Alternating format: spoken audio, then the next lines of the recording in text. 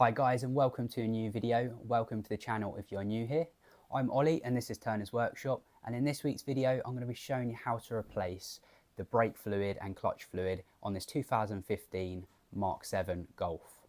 But this process will be the same for many different makes and models of vehicle, so hopefully you can learn a thing or two from this video and carry out this service at home by yourself. And I'm going to be showing you what I believe to be the easiest method of doing this, where you don't actually need a helper, you can just do it using a pressure bleeding tool. So before we go any further, if you could do me a massive favour and give this video a thumbs up and subscribe to the channel if you're not already subscribed. If you click that little alarm bell, you'll get notifications when I post new videos.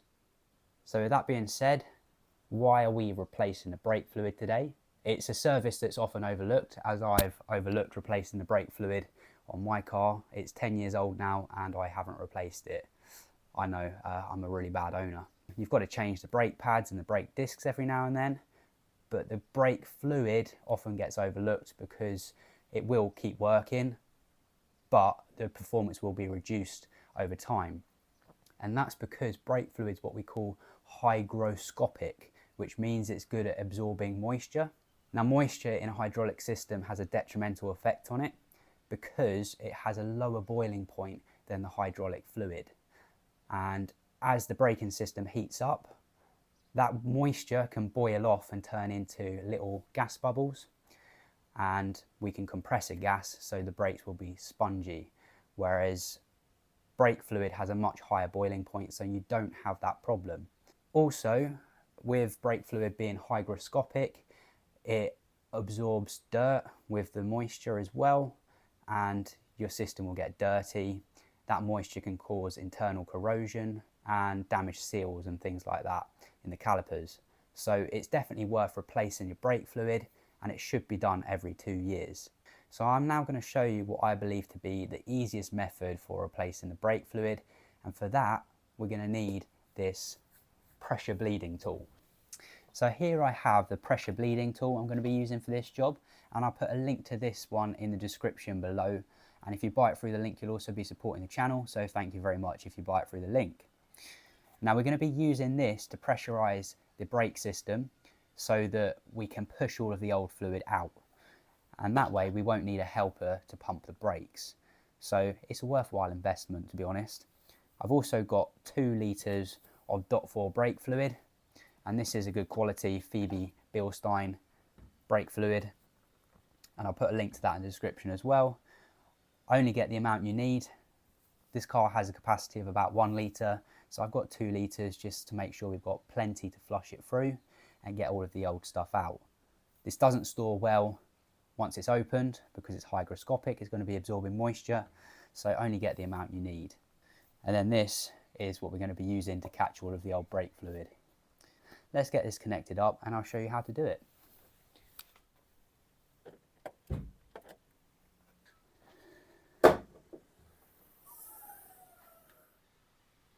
Under the bonnet we can find our brake fluid reservoir at the back here, and you can see on the lid it says .4 because that's the brake fluid that it requires.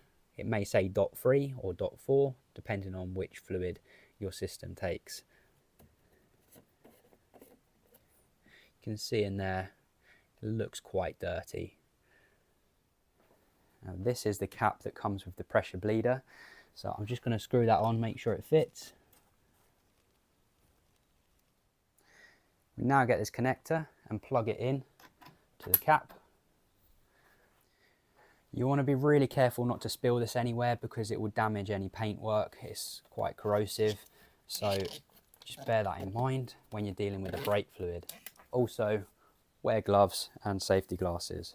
I'm now going to fill up this pressure bleeding tool with 1 litre of our brake fluid. So take the cap off and then just pour this carefully in here.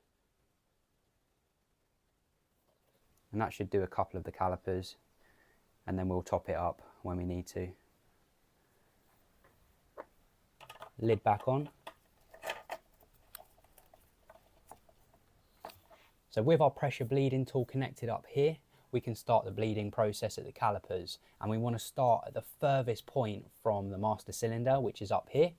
So the furthest point is the rear passenger wheel, and then we'll gradually work our way towards the front. So rear passenger side, rear driver side, front passenger side, front driver side. Now typically on most vehicles that would be the order you'd bleed your brakes in. However, I've referred to the Haynes manual and it actually has a bleed-in sequence for this vehicle. And it starts with the left hand front, right hand front, left hand rear, and then right hand rear. I don't think it makes too much of a difference, but let me know in the comments what you think. Now don't forget to loosen your wheel nuts off before you jack it up. Makes it much easier.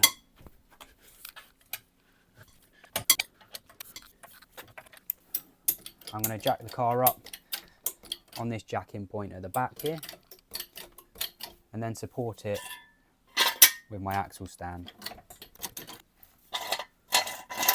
There we go.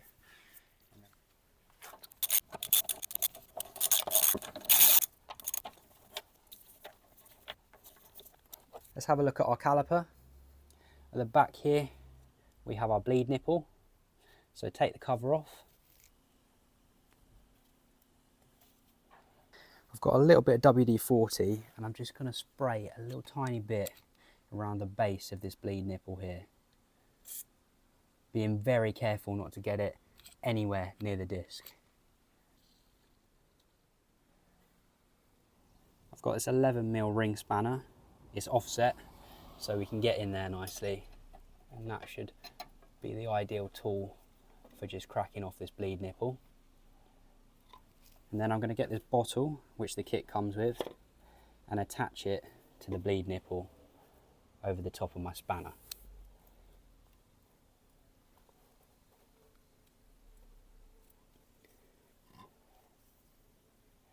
I'm going to pressurize this to 1 bar, which is about 15 psi.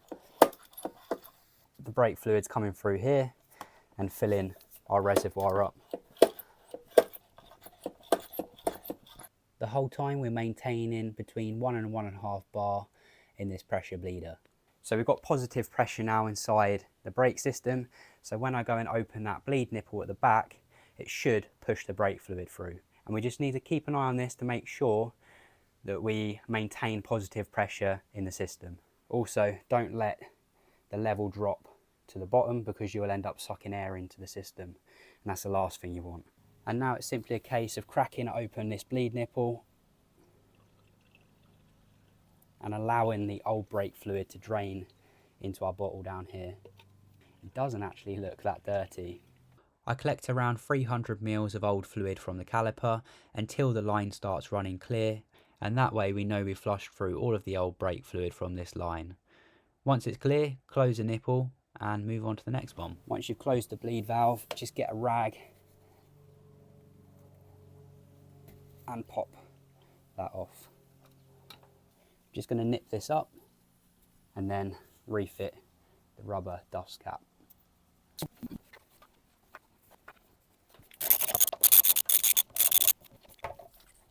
Now because I'm taking all of the wheels off, I'll go around and torque them all at the end. So let's put this one back on the ground and then we can go and do the other side.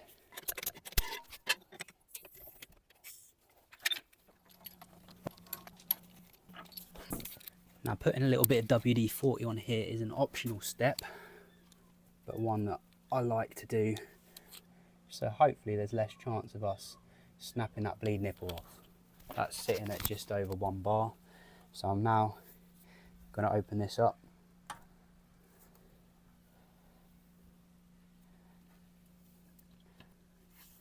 If you look at that colour, it's quite yellow, and we want to wait until this goes clear so we know we flushed it all through. So I'm going to let that carry on recording and you should hopefully be able to see the colour change.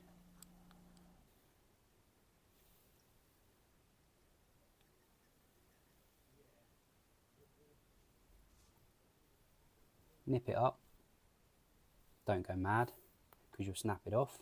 Just get a rag underneath here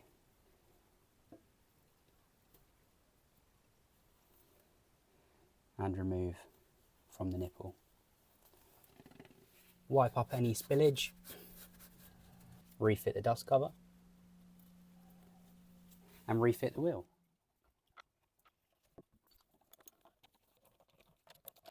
I've bled the fluid through the rear calipers now, and you can see we've still got a bit left in here, but I need to top it up a little bit. So in order to do that, make sure the system's closed, i.e. the bleed nipple on the calipers is closed, and then we can depressurize this by pushing the button up here.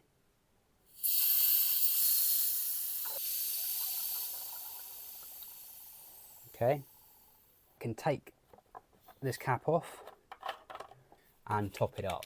I think that should be enough to see us through this job. Put the lid back on and repressurize it up to 1 bar.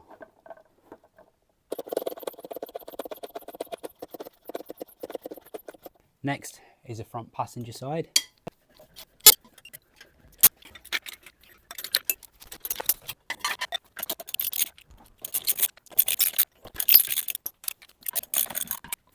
This is how much brake fluid we've taken from the back 2 calipers. So I'm going to empty this old fluid into here, just so we don't get them confused with the new one. I'm just going to write on it, old. You can do this without removing the wheels. However, I'm showing you exactly what you need to do. So without the wheels on, it's much easier for me to show you. So if we have a look around here, you can see the bleed nipple there. So let's take the cover off. And I'm going to put a little bit of WD-40 just around the base. Get my spanner on there in a position where I can crack it off. Connect up the bottle. Make sure you've pressurized the system.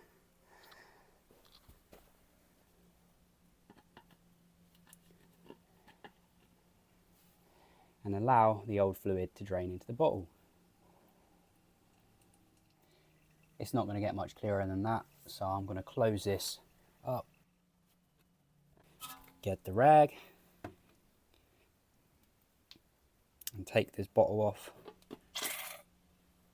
Can refit the dust cap and put the wheel back on.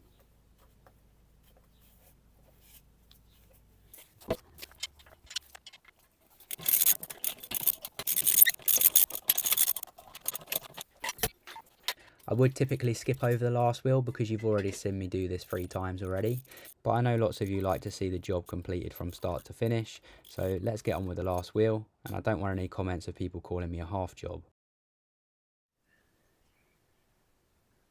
I got about 500 mil out of the front 2 lines before they started running clear, so that's about right.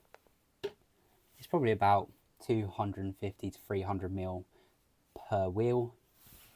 Let's get this wheel back on, and then we need to bleed the clutch.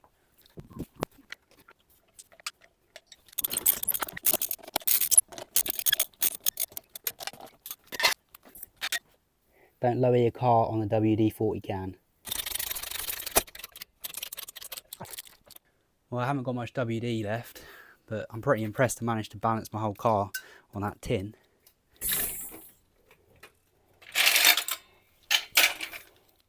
I've showed you how to flush through each individual brake line to the calipers, so we know we've got nice clean .4 fluid running through the brake lines, and we've got rid of any contamination that may have been in there previously by getting rid of the old fluid. We've still got to bleed the clutch slave cylinder, and that's located underneath the filter box on the MK7 Golf, so I'll show you how to do that now. And we need to do that because it shares the same system, and you may still have, well, you will still have some of the old brake fluid in that line going between the master cylinder and the clutch slave cylinder. So let's just flush that through, and then we've got rid of all of the old brake fluid and replaced it with nice clean fluid. We're going to need a T25 Torx bit to remove this filter housing, so let's just whiz this off.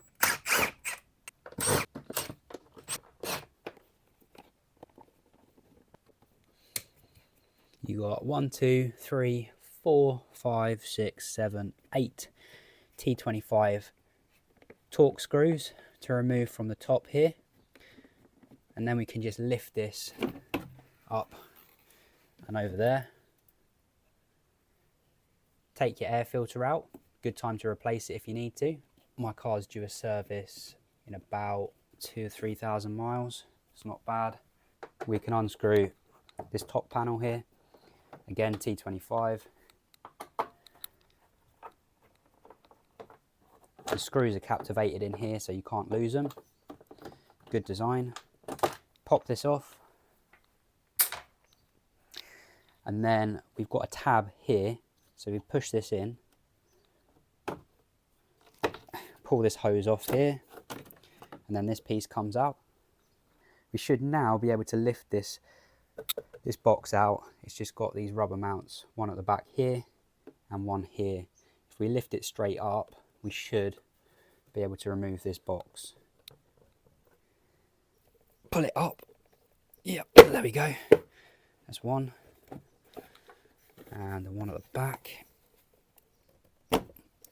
Now there's something underneath it holding it. Could be another mount.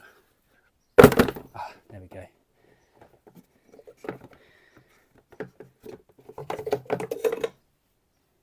One here, and one here. The bleed nipple for the clutch slave cylinder is just here. I'm going to remove the dust cover. I'm now going to connect my bottle to this. Got to be a bit careful because it's only plastic. I'm going to put that just there. And then with a little adjustable spanner, I'm going to crack this open.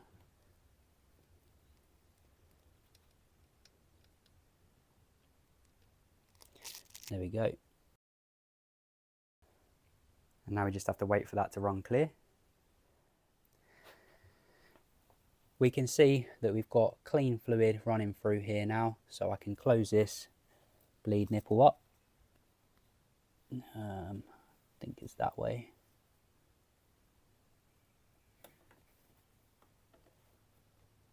Yeah, that's closed. And I'm just going to pop this off.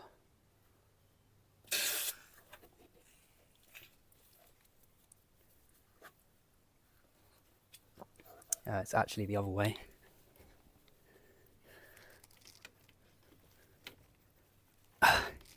Closed is right, not left. It's fine. You just have to do a little bit of cleaning up. Right is closed, left is open. This valve's in the off position. I'm now going to put the dust cap over the nipple. I've given the filter box a good clean. You can line it up with these 3 prongs.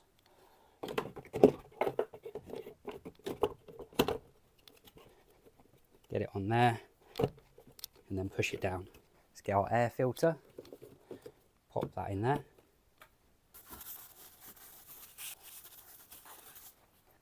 And then this piece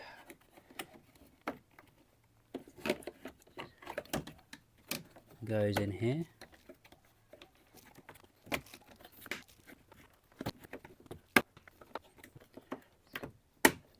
There we go. This is all nice and clean, so let's refit this cover.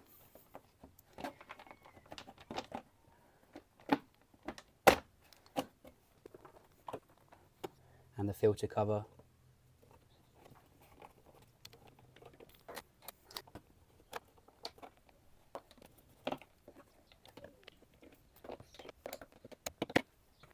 I'm now going to show you how to disconnect this pressure bleeder. So first of all, release the pressure by pushing the button at the back.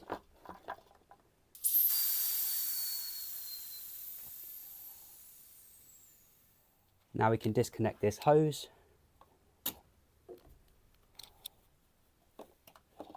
Put that to one side.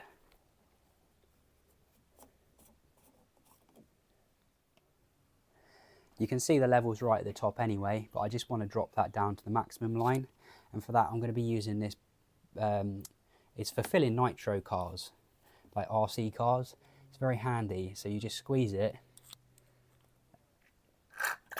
and then allow that to suck down to the right level,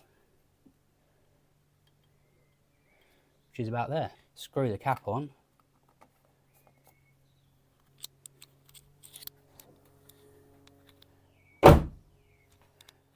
Now make sure you don't forget to torque up your wheel bolts to 120 Newton meters for the MK7 Golf, or check your owner's handbook or maintenance manual to find out the correct torque specification for your wheel nuts or bolts, depending on which vehicle you have.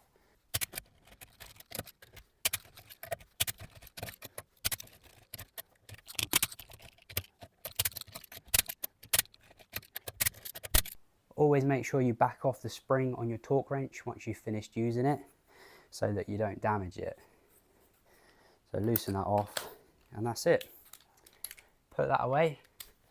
Now if you're anything like me, I love a good before and after. So here I have some clean brake fluid and the dirty contaminated fluid that we took out of the system. So we've got a nice comparison there. Cheers.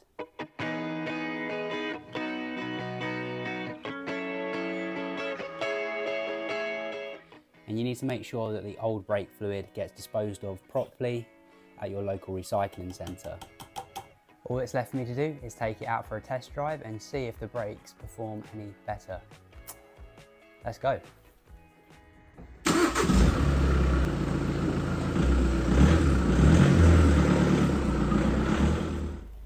I've just come to this private industrial estate to test out the brakes, and I want to give you my honest feedback as to whether I think replacing the fluid has made any difference.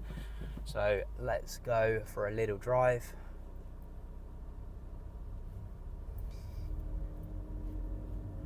And the supply to brakes. Now, yeah, they're a bit sharper. No, in all honesty, I can't really notice much of a difference. We've just got peace of mind that that service has now been done.